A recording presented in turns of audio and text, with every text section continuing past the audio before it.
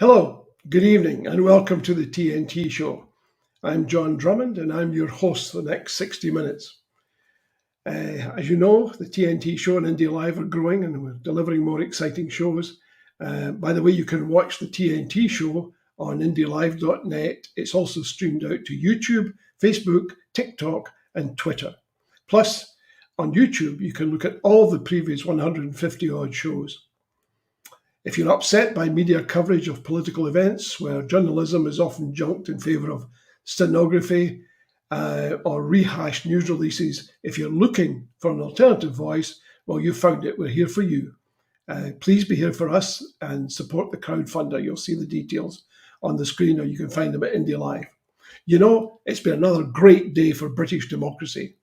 We hear today that the official UK inquiry Twitter feed only follows one account, and that account is Down with the SNP.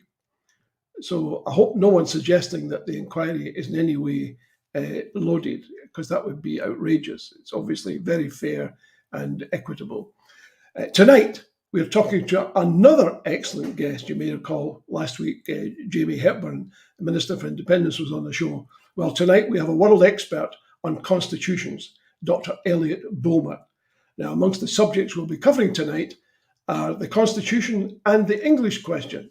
You didn't think there was an English question? Well, watch and learn. And he will also be taking your questions live.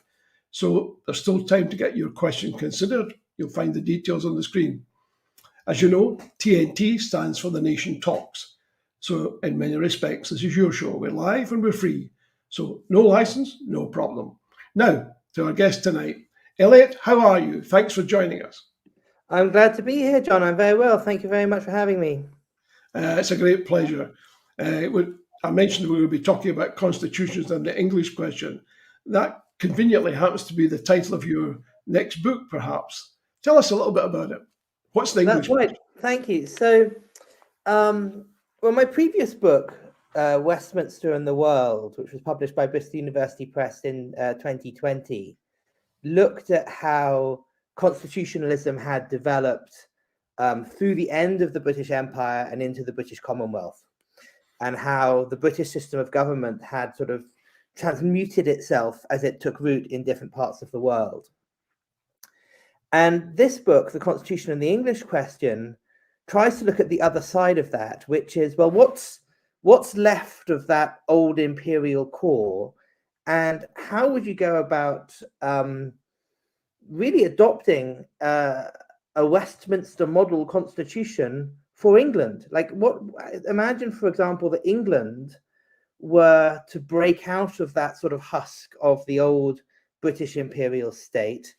How would it go about that process of constituting itself, and what kind of institutions might suit an independent England? So that was the sort of starting point of the book, and it was very much motivated by a desire to understand the discussion around the dissolution of the United Kingdom and what might come next from a different perspective. I'd always approach that discussion from a Scottish perspective, with the idea that we would be creating a Scottish state, and then sort of what's left in the rump of England sort of works out its own salvation with fear and trembling, as it were. But I wanted to look into, well, what could an English state do? And is there actually a positive case for English independence? Is coming to terms with the end of empire, not just the external empire, the global empire, but also the internal imperial state, the empire that was built not by Clive of India and Warren Hastings, but the empire that was built by Edward Longshanks. Is there something that England could gain from the end of that state and the creation of a new democratic English state? Is that part of England's process of getting to know itself and coming to terms with itself and actually admitting its own national identity without having to use this British imperial identity to prop itself up? I mean, some people watching and listening tonight may be thinking, But there's no reason for anyone in England really to seriously, or any large entity and grouping in England, to think about change, because everything they need is represented in the UK. I mean, why would they want to change? I mean, they have everything they want. I mean, the fact that it's called Britain instead of England is semantics. I think most of the Tory party would take that view, for example. Yeah, I think that's a very dominant view, and I'm fully aware in writing this book that it's quite a minority position that I'm exploring. Although I think it's a growing minority. The term that's used is Anglo-centric British unionism. So a form of British unionism, which is really English nationalism writ large, right? So the idea is that Englishness is the default and dominant form of Britishness, and that the British state is just an expansion of the English state. That's an essentially colonial and imperial attitude to hold towards the rest of the UK. Nevertheless, it's one that is held, right? So I think in asking the question, what would an independent England look like? What would an independent out with the Union look like? We're asking England to try and rethink itself, to come up with a sense of its own national identity that doesn't depend upon that sort of domination and subjection, whereby England could actually be Scotland's neighbour without having to be the core of this sort of British construction. Now, as to the demand for that, I think the key thing there is, who does the British state actually serve? How effective is it at serving the public interest of the people of England? Well, I would argue that not much better than it is at serving the public interest of the people of Scotland. That in a sense, everybody is a loser in this system, except for the members of that sort of British ruling elite. In the book, I trace that back to the Norman Conquest and the establishment of the English class system, and the way in which the British imperial state was really a state run by and for a particular class of society who benefited enormously from it.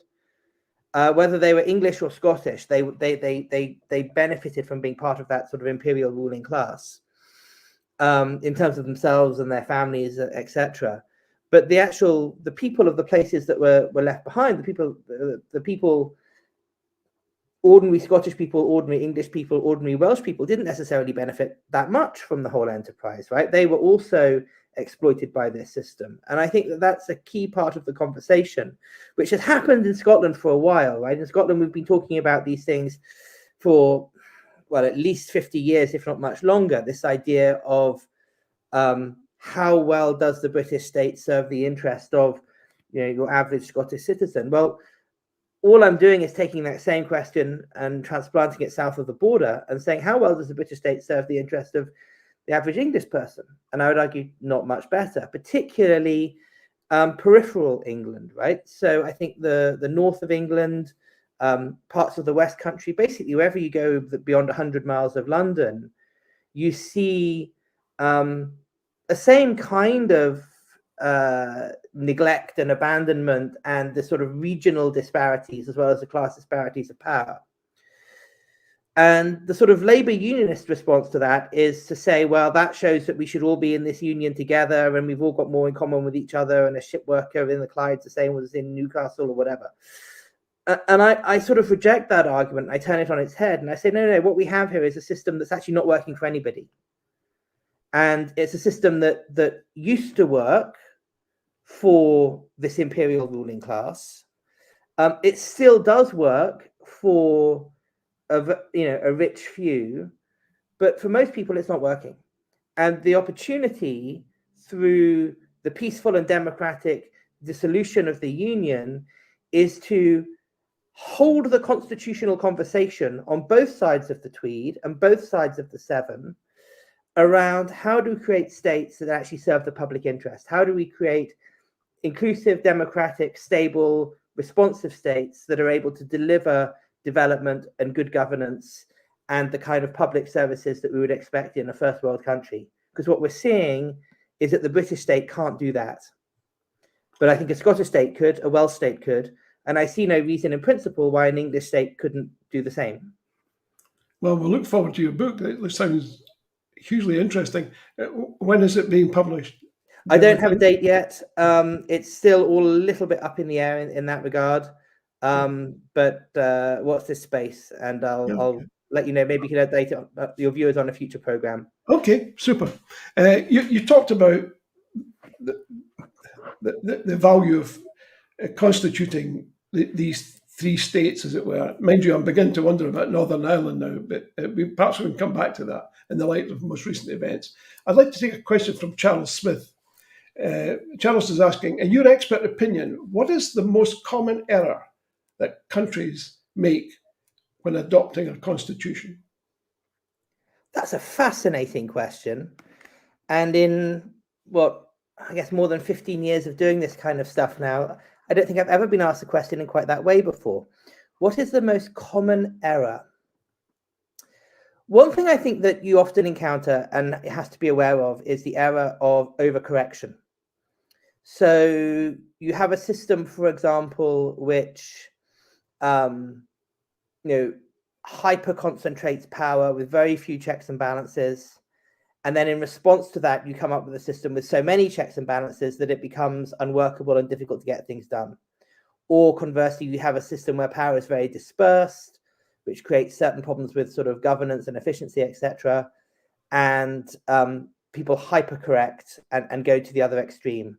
So I think the need for moderation and the need to think about not fixing everything to the full extent in such a way that you create equal and opposite problems to the problems you had before. That's the first sort of common mistake that I would encounter in constitution making.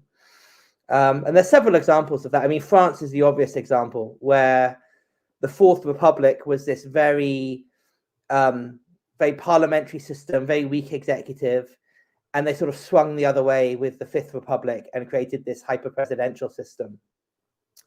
The other common mistake I think that I find is people forget that culture is stickier than institutions. You can go through the process of major constitutional change in about one electoral cycle. So 4 to 5 years, probably, you can go through the whole process of redesigning a constitution and adopting a new one. But changing the political culture takes much longer. So I think we've seen this in Scotland, where before devolution, there was real hope that the Scottish Parliament would function quite differently from Westminster, that it would be less adversarial, that it would be a more consensus-seeking sort of parliament.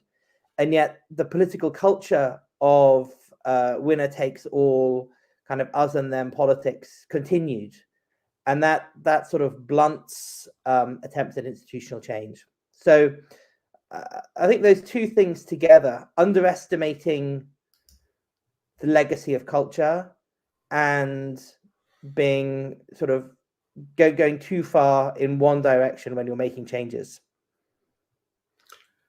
Well, I'd like to come back to that, if I may, because the whole business of developing a constitution and adopting it is a bit of an art form in itself. Something some people might think. I'm sure you feel otherwise. I'm sure you feel that no, it's not. It can be done, and it's been done in the past in many other places. And I just want to touch upon Northern Ireland for a second because it's so topical. We have a situation there where a deal, it seems, has been cobbled together between Westminster and Brussels and Belfast and Dublin, in which Sinn Féin will now head up the devolved administration in Northern Ireland.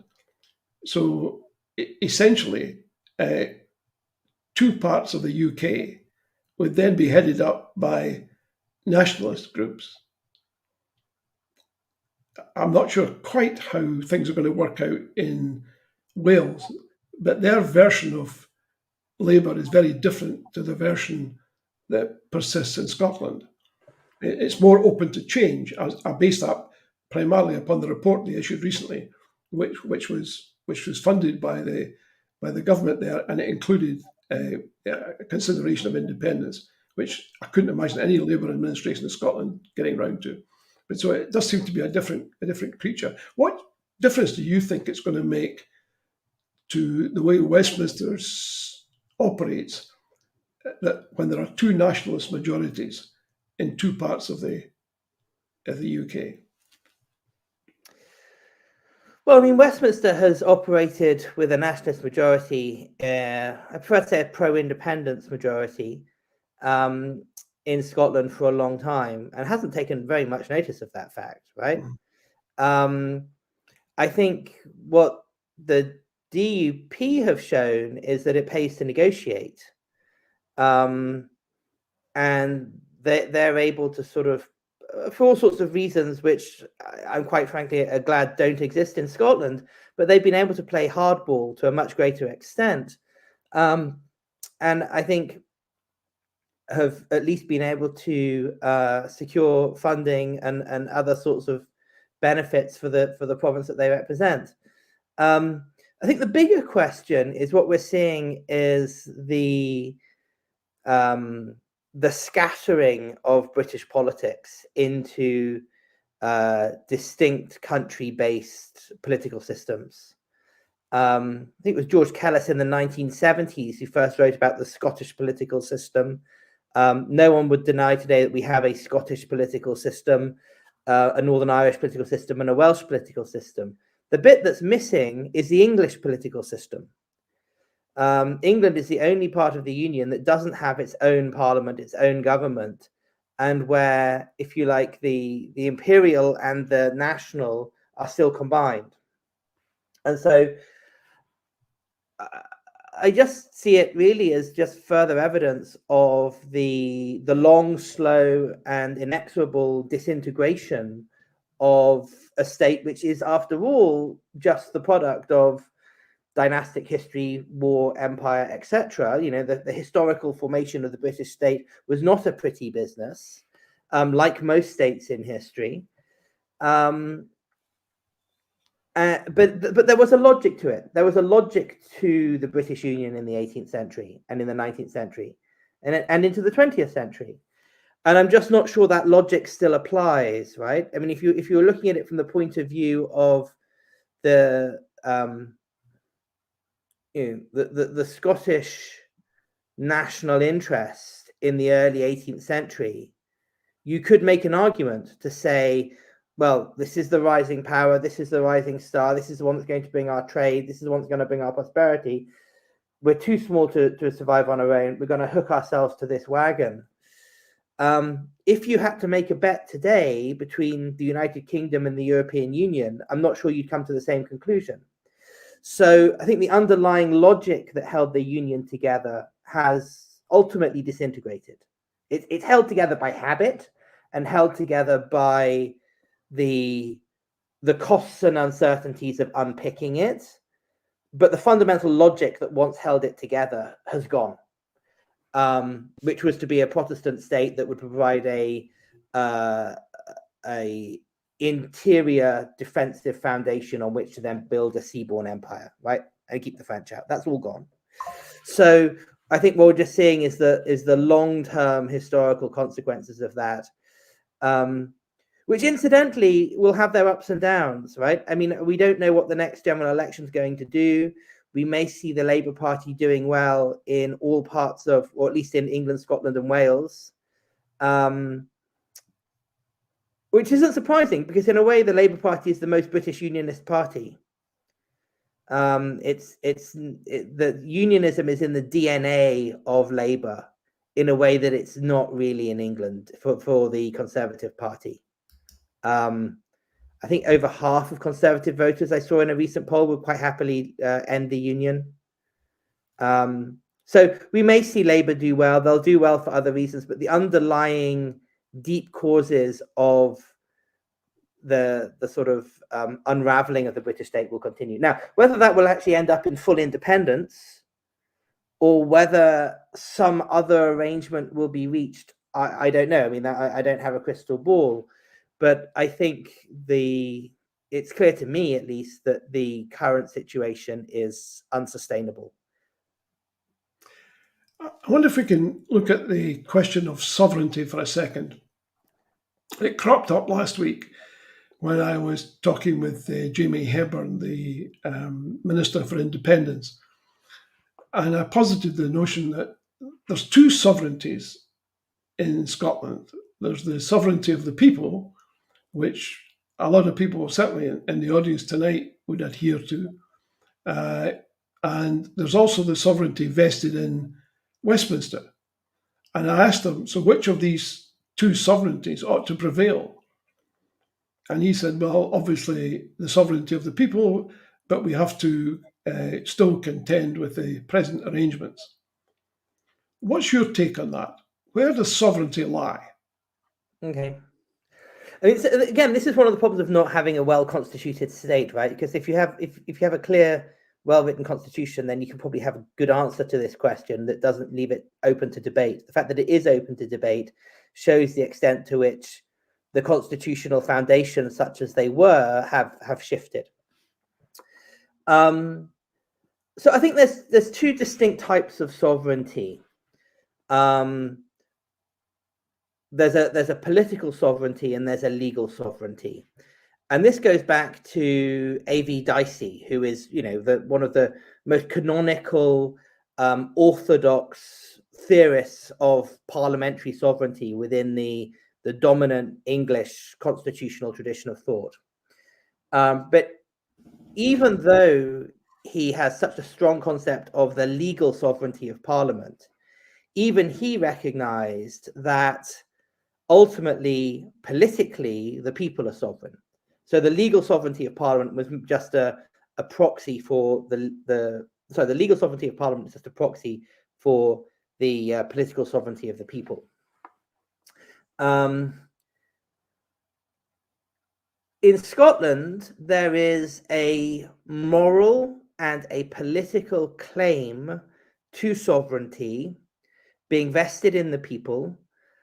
And by sovereignty, I think what we mainly mean here is constituent power, right? The claim of right has it, the 1989 claim of right has it as the right to form a system of government that suits us best. So it's really talking about constituent power. Sovereignty is the power to create the institutions of the state and to change those institutions of the state, which is why the referendum has always been such an important feature of the SNP's constitutional thought, the idea that a future constitution could only be changed by referendum, like in Ireland, as a way of, or at least in its fundamentals, as a way of reflecting that idea of the sovereignty of the whole community of the realm. So that's the claim. The problem is that we're living at the moment in a state which, in law, does not recognize the existence of that claim. So the actual existing state which exercises power over Scotland at the moment doesn't recognize that moral claim upon which legitimacy in Scotland rests. So that doesn't solve the problem. What it shows is the extent of the problem, that we have a fundamental disagreement about the nature of sovereignty. I would argue that it is the duty of the legal sovereign to recognize that political sovereignty. In other words, it's the duty of the Parliament of Westminster to give effect to the sovereign will of the people of Scotland, including the right to independence if we so choose. And that is a right that has been recognized in other former parts of the British Empire, where just winning a parliamentary majority in the local House of Assembly or whatever it was called in a particular colony was sufficient to trigger an independence negotiation, because the British state recognized by the middle of the 20th century that it couldn't hold countries against their will. I don't understand why that should apply to Jamaica or Trinidad and Tobago or anywhere like that and not apply to Scotland. And I think that the solution here is to recognize that popular sovereignty and to constitute it in such a way that we can no longer, we're not transferring power from a sovereign Westminster to a sovereign Scottish Parliament. we're transferring power from a sovereign Westminster to the constituent peoples of the nations which once made up the United Kingdom. I mean, it does seem to be a sort of, I mean, you would think it would be straightforward. I mean, who's sovereign and who's not? And there can only be one sovereign, a lot of people would think. But you have experience of constitutions right across the world and people changing constitutions. When they look at the UK, what impression do they have of the constitutional framework in the UK? Well, I mean, that's a fascinating question because I think that perception has changed a lot over time. If you go back to the 1950s and 60s, many places that became independent actively wanted to copy the British model. That they really did believe the British was best. They looked at the performance of continental European democracies in the previous 30 years, i.e. in the 1930s to them, and they said, we don't want that. And they saw in the British system a system of government that delivered effective, stable government that was also responsible and that was able to exercise majoritarian power within due constraints. And there was a certain respect for that. But when they copied it, they never copied it in its unwritten form. They always took care to write down the details and to prevent the majority of the day just sort of making it up as they went along. Now, when you explain to people, particularly people from other European nations and also from other Commonwealth nations, that we don't have a written constitution, that we don't have a supreme and fundamental law which is binding upon the legislature itself, generally they don't believe you.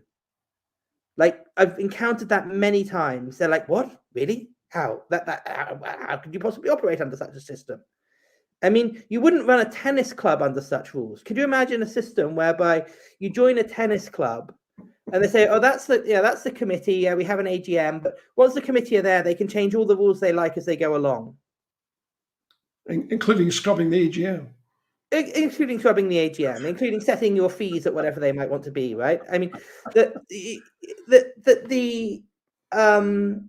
including forbidding 10% of the people who join the club from ever leaving it again.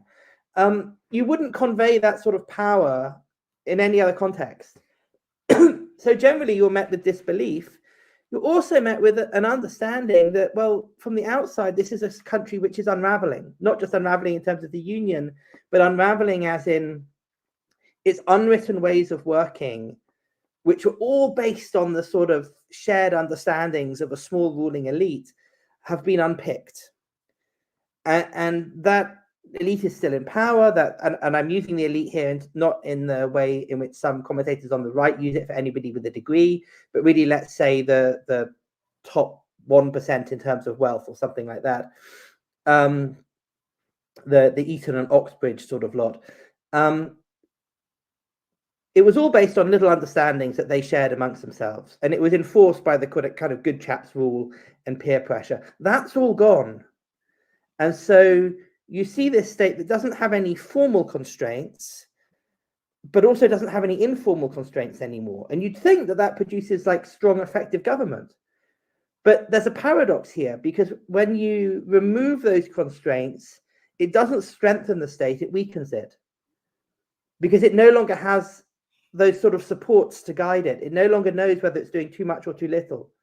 It can no longer control itself or regulate itself. It becomes an unregulated state, a dysfunctional state. And I think, you know, when we see things like, and this is what I've always tried to get across to people, we see things like HS2, delayed, overpriced, then cancelled. Right? What a waste of public money for something that is so essential to the infrastructural development of Northern England. And yet the British state is incapable of delivering it because it is an ill-constituted state in which those in power are able to act rashly, capriciously, whimsically, and they're not constrained and embedded in ways that force them to make sensible longer-term decisions. And that's why we can't have nice things. Isn't that inevitable? I mean, it was put so well quite some time ago. I think it was Lord Avon who said that power corrupts and absolute power corrupts absolutely. And that's what we're experiencing now, it seems to me. A bunch of folks who are in power and have no constraints and just behaving any way they like. They want to give contracts to friends, that's okay. And if that's not okay, we'll change the law to make it okay. Exactly. I mean, you see something like Boris Johnson changing the ministerial code so that lying to Parliament is no longer a resigning matter. Things like that. I mean, just you wouldn't run any sensible organization along those lines. You wouldn't lend money to a business that was run like that. Yeah, it's interesting. Yeah. I'd like to take a question from Jock Gibson now. He's asking, because I asked this question last week of Jamie Hepburn, and I'll ask it of you if you don't mind. He's asking what constitutional route stroke exercise would Elliot offer to hurry up the process of separation?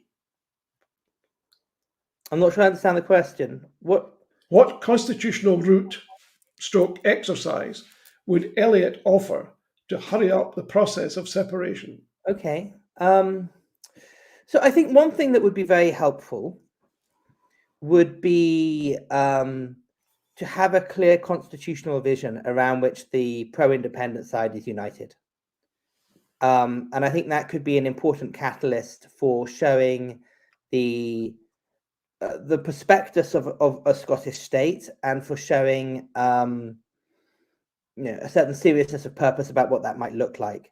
So if there were to be some sort of constituent assembly, be that made up of the elected pro-independence MPs deciding to not necessarily abstain from their seats at Westminster, but also to form themselves into a constituent assembly in Scotland and to sort of draft and proclaim a constitution, I think that would be an important symbolic gesture. Of course, there'll be a process to get that into the law of the land, but I think building a consensus around what a future constitution could look like would be a very valuable process for moving the debate forward.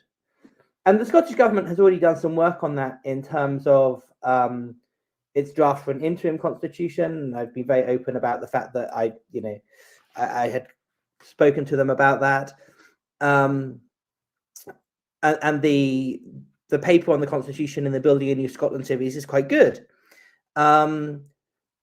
But it's all based around the idea that the constitution making process and the independence process are a little bit separable. And then in a sense, you can sort of win the referendum first and then do the constitution making. And I still tend to take the view, in fact, increasingly take the view that in this slightly deadlocked situation in which we find ourselves, where getting a referendum is going to be tricky, actually doing the constructive work of building consensus around what a Scottish state would look like, very much as the Constitutional Convention did in the 80s and 90s around what a devolved Scotland would look like, would be a hugely beneficial exercise. Because what I have found is that once you get people thinking about what type of Scotland they want, and you get them talking about that in constitutional terms, a lot of the reticence around independence actually drops away because they can see the potentiality of how we could build things better. And I think that applies to England and Wales as well. I think, and that's why they don't want us to have this constitutional conversation, right? Because if you start having that constitutional conversation, start asking questions like, how are we governed? How does the state serve the public interest? How can we hold people in power accountable? How can we ensure that our rights are protected? What do we stand for and what do we not stand for? Once you start having that conversation, that in itself shifts the locus of power. And it starts opening up all these questions that just reveal the inadequacy of the state that we're in. Yeah, it does rather. It would also, it seems to me, strengthen the moral case. And as you said at the beginning, creating the moral case is absolutely crucial, because a moral case doesn't, if it's done well, doesn't just necessarily reflect the local condition. It allows people outside to understand that local condition. Absolutely. In other words, to me, it's even more important than establishing embassies and all the other bits and pieces that's going on just now. That's worthy, in my humble opinion, and should continue. But this, to me, is much more important because it binds people together within the entity so that they can present the sort of state that they wish to create to the world community. Because at the end of the day, it's the world community, either likes it or dislikes it, that will be absolutely pivotal when it Absolutely. comes to moving I couldn't forward. agree more that as an external audience for this, it shows that we are we're not going to be a rogue state. We're going to be a stable, liberal, democratic country. We're going to be a good ally. We're going to be a good neighbor. I think that's hugely important for reassuring people in the global community that that an independent Scotland is not something to be frightened of. It's also, I think, a unifying thing in that many of us who support independence in a post-independent, world, would vote for different parties and have different political opinions and pursue different policy objectives, and that's a normal part of democratic politics. And what a constitution enables us to do is to say, okay, this is what we are. This is what we're bound to. This is our shared vision in terms of what the institutions of the state will look like. And that's, I think, a very important way of bringing people in. So I think I'm increasingly of the view that we can't win independence through a political party. I think political parties have a role to play, and they're important at different stages of the process. But it has to be more than just a partisan thing. It has to be okay for someone who would never vote SNP in their life to say, do you know what? I can support independence because I've seen what it looks like. I can see that vision, and I can see a space for me within that.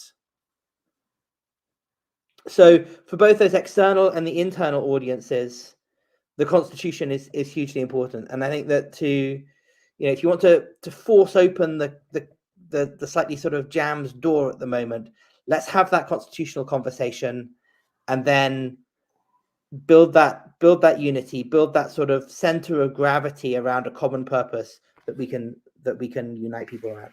It would probably also help to address that larger point, which is that if you believe in a separate state, what is the logic of sending MPs to shore up the state that you wish to leave? Now, Sinn Féin, of course, take the view that you just don't, because by doing so, you're acceding to the notion that that sovereignty is superior to your moral case. And maybe something like a constitutional convention would help in some way, shape, or form to address that conundrum. Yeah, I wouldn't endorse an abstentionist position. I think it's important for Scotland's MPs to be present for as long as the union endures. I think that there is a case for them to still be there. I think how they do that could be very different.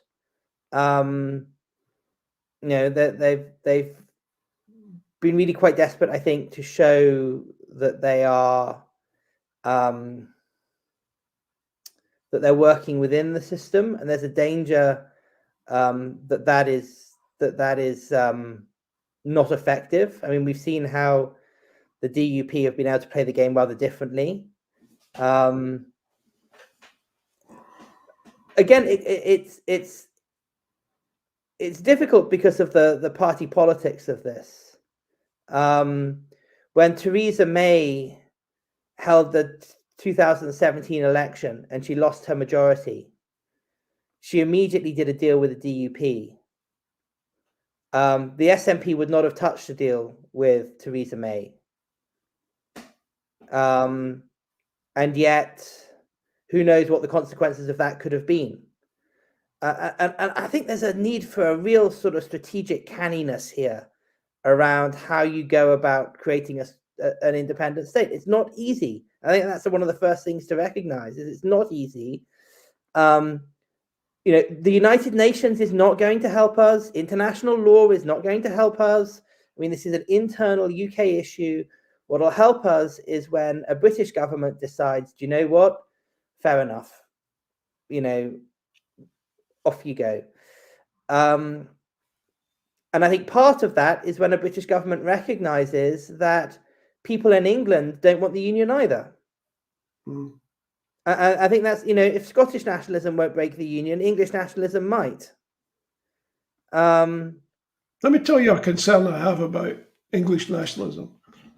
Before you do that, Joe, can I just finish this little Please. bit, which is to say, so I don't support abstention, but I do think that MPs could spend less time in Westminster, take their seats, but spend less time in Westminster and spend more time sitting as part of, not whole of, but part of a constituent assembly that is coming up with a new vision for Scotland. Well, you know something? We've got Stephen Flynn on the show next week. It's Tuesday. It's not a Wednesday show, but I'll put that point to him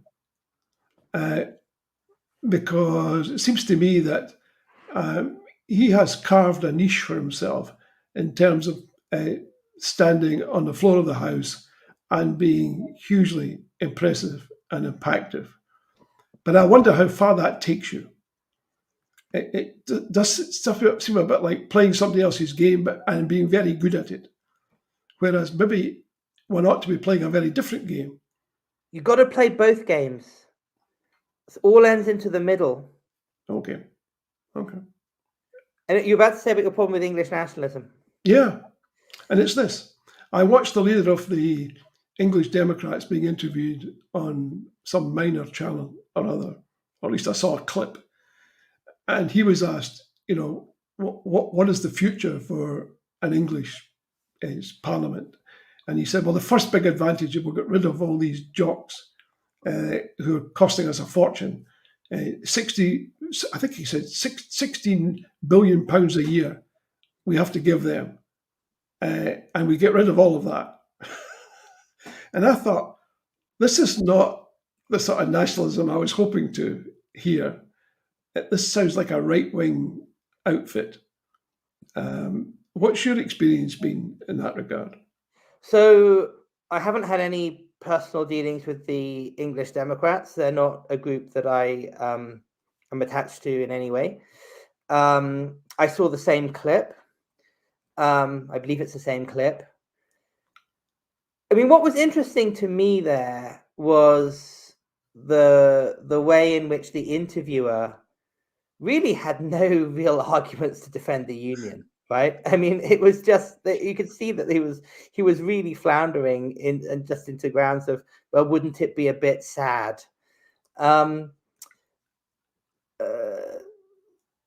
English nationalism does code to the right, and that's quite an interesting distinction between English nationalism and Scottish nationalism, which codes to the left, and Welsh nationalism, which codes to the left. And I think to some extent that's part of having been the sort of dominant partner. Yeah. What I'm really interested in is, and it's such a small fragment of a fragment at the moment. I mean, this conversation hasn't really started yet, but what I'm interested in is that tiny section of the English centre left who are willing to imagine an England that is not part of the British imperial structure. Billy Bragg wrote a book called Half English a few years ago, in which he tried to identify a sort of a progressive patriotism, a sort of inclusive vision of Englishness. I just don't think the English are there yet because they haven't had this conversation yet. But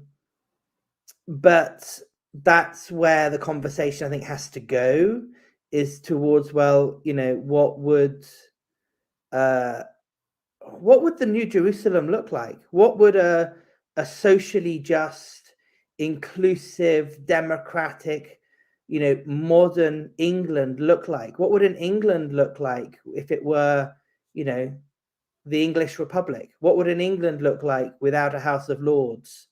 What would an England look like which had a very different sort of distribution of power, both geographically and between classes. And that's an exercise in the imagination. I mean, that's an exercise in the poetic, because it's not before people's eyes. That's not how England has been portrayed and seen in the last 300 years. So I think a lot of what passes for English nationalism at the moment is just that. It's the sort of nasty side of nationalism. Brexit and UKIP, I think they presented themselves as British because they're tied into this British state. But really, that sense of we want our country back is such an English feeling. Scotland, we haven't had our own country for 300 years, right? So the Brexit appeal of we want our country back doesn't sit so well. It's a different sort of understanding of the nature of what it means to have one's own state. England has been the heart of this hugely powerful global superpower for 300 years. And in the last 50 years, it's all fallen apart. And people who were born when there was still quite a lot of pink on the map are disorientated by that. They don't know how to be English. They don't have a narrative of Englishness that isn't tied up with, Spitfires and people in pith helmets. And I write about this in the book, about how, the ruling elite of the British Empire sort of had this vision of England, but they didn't know England. They didn't know the real England of the English, the sort of, pie-eating, beer-drinking, native Englishry were just as alien to them as were the people over whose lands they ruled over elsewhere in the world.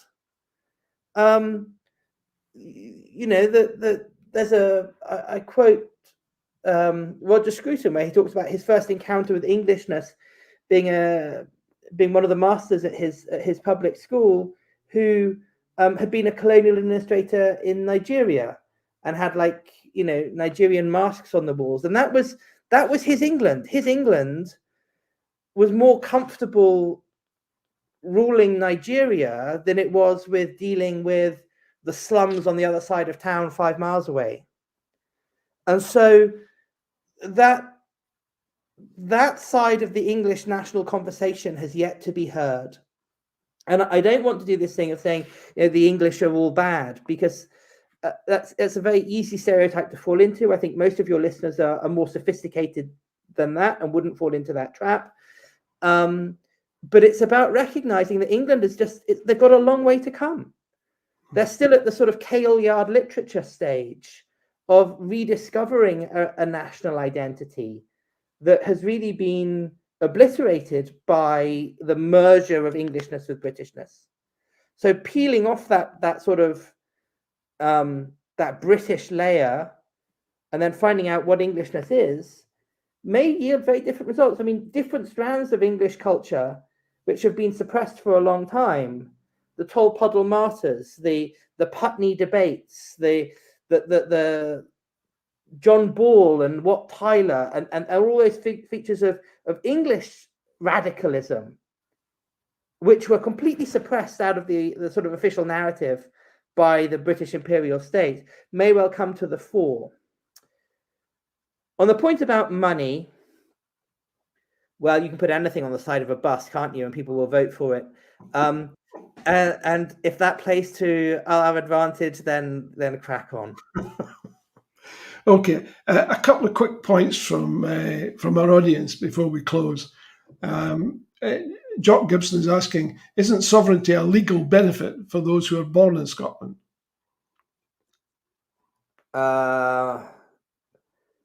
No, I think sovereignty, but once there is a state in place with the Constitution, sovereignty will rest with its citizens, and citizens will include people who were not necessarily born in Scotland. Yeah, but you would accept that sovereignty may well be a moral feature for those who are born or come here and who live in Scotland. I mean, I would accept the moral claim to popular sovereignty, yes. Yeah. Okay. Another question is, and I think you've maybe answered most of this, but there may be a part of it you want to deal with. Charles Smith is asking, is the Scottish Parliament permitted under its constitution to move for independence? Would it be cleaner to have a convention plan it? So, I mean, the Scottish Parliament, under the existing legal system of the British state, does not have that legal authority. If it were to assert that moral claim and attempt to transform that moral claim into a legal claim, then that would be a revolutionary act, which some states have done. If that revolutionary act were to be acquiesced in by the British state, then it would become lawful, which is essentially what happened in Ireland. If not, then we have a UDI situation, which is a bit like what happened in Rhodesia, and nobody wants to be there. So I think what's important is standing upon the moral and political claim, calling out the de facto lawful authorities to recognize that claim, and then moving towards a process of independence, which both sides accept. It's not in anybody's interest to have a disputed independence. Nobody wants this to become conflictual. Everybody wants to have a good neighbor. Nobody wants to be in a situation, which our dear friends in Kiev are in at the moment, of living next door to a larger state which doesn't recognize the lawfulness of your independence.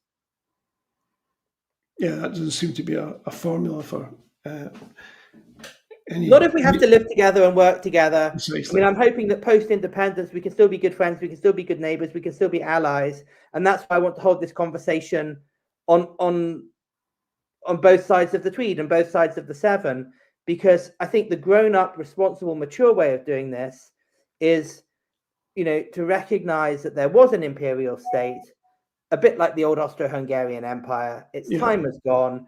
Now we need to find a way to work together that is that's on the basis of respect of equals, and creating animosity by doing things in a way that one side insists upon and the other side hasn't yet come around to recognize, I think would be counterproductive. I could see that. I mean, and also it would make life very difficult when dealing with the world community.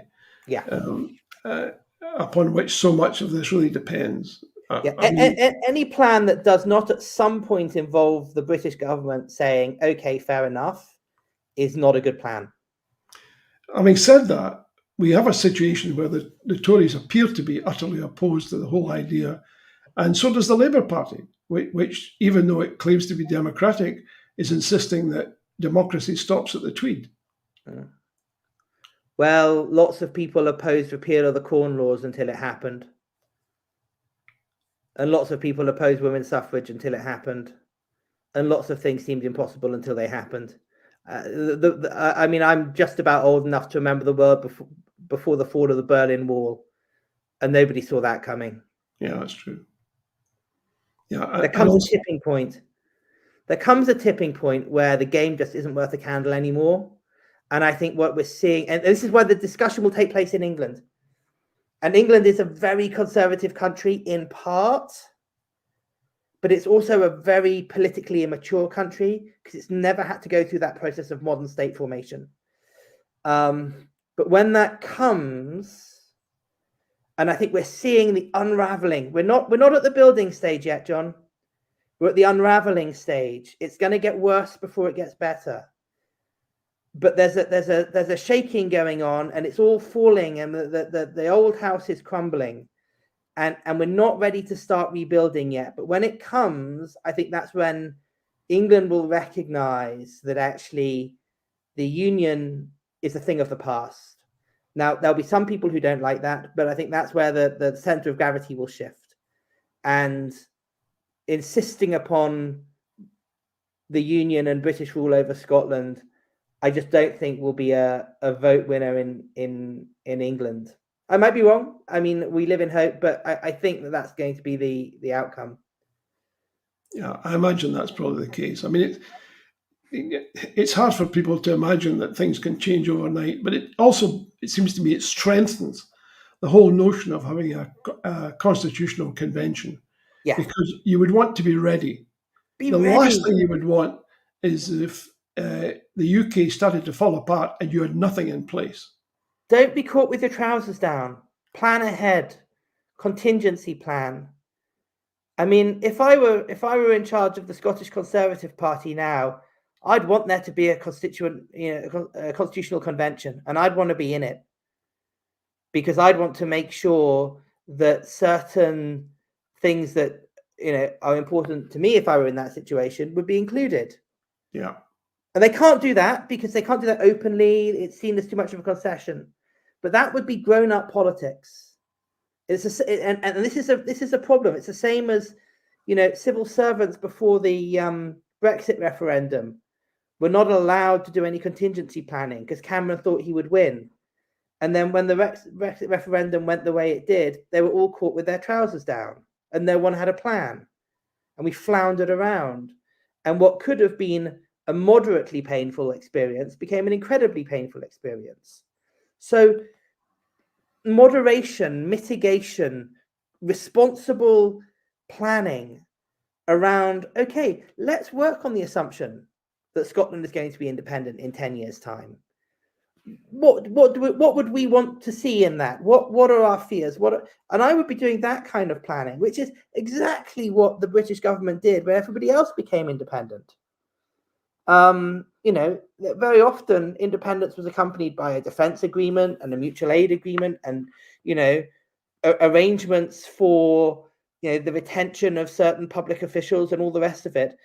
There was a certain grown-upness, a maturity and a sensibleness to proceedings, which I don't see in the British state at the moment, which is why I think things are going to get worse before they get better, but which we will have to get to in order to make any of this work. And I think that the key to getting there is actually to take the conversation that we've all been having for the last 50 years in Scotland and to start that conversation in England.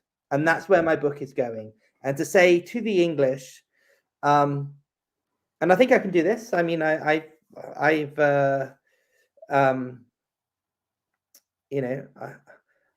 probably know more about England than most English people who write about Scotland know. So, that wouldn't be hard. No, I went to England for a weekend on the train and I wrote a book would be the sort of equivalent, but no.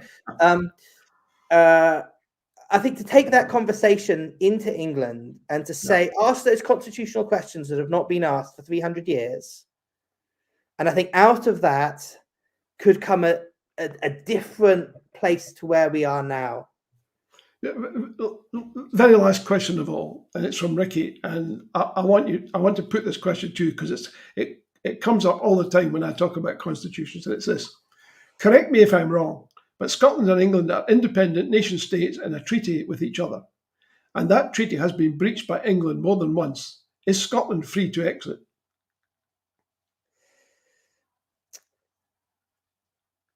Pass. So that's so I think that is an argument that